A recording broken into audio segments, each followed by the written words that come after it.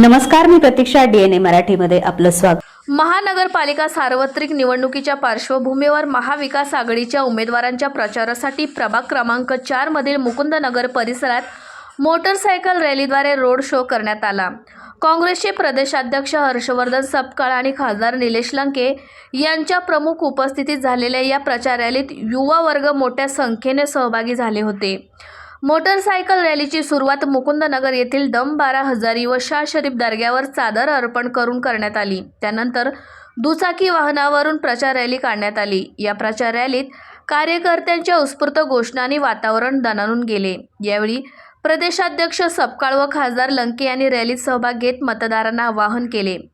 महाविकास आघाडीचे नेतृत्व हे जनतेच्या प्रश्नांना न्याय देणारे, संविधानाप्रमाणे समता, न्याय व बंधुता हे मूल्य जोपासणारे आहे।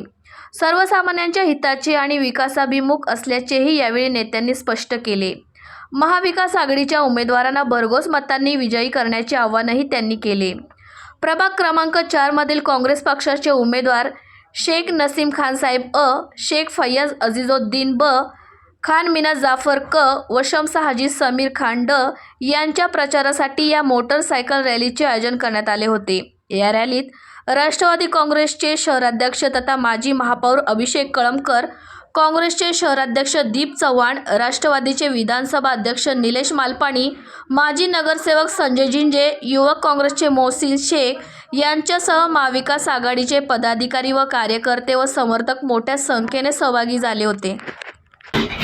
आज काँग्रेस पक्षाचे प्रदेश अध्यक्ष माननीय हर्षवर्धनजी सपकाळ, खासदार निलेशजी लंके, काँग्रेस पक्षाचे शहराचे अध्यक्ष दीपजी चव्हाण आणि सगळे उपस्थित या ठिकाणी कार्यकर्ते पदाधिकारी उपस्थित होते। मोठ्या संख्येने तरुण उपस्थित असल्यामुळे एक बाईक रॅली काढण्यात आली। एक चांगल्या प्रकारचा प्रतिसाद काँग्रेस पक्षाचे चारही उमेदवार जे महाविकास आघाडीचे उमेदवार आहेत यांना मिळत आहेत। शम्स खान असल, नसीमताई असतील, खान बाबांचाई असतील, फयाज मेंबर, हे चारही उमेदवार यांनी कशा प्रकारे प्रामाणिक जनसेवा केलेली आहेत। मुकुंदनगरच्या जनतेला, मुकुंदनगरच्या मतदारांना राजकारण नकोय, मुकुंदनगरच्या जनतेला विकास पाहिजे, शांतता पाहिजे। इथं कुठल्या प्रकारे दंगल सारखी परिस्थिती निर्माण होईल अशा प्रकारे हे कार्यकर्त्यांचा जो काही आपण आता 4 दिवसापूर्वीची घटना बघितली, कशा पद्धतीने एक मोठ्या प्रकारचं तणाव निर्माण झाला होता या परिसरामध्ये। त्याच्यामुळे मला असं वाटतं महिलांसाठी इथं खऱ्या अर्थाने हॉस्पिटल, छोटे दवाखाने निर्माण होण्याची गरज आहे।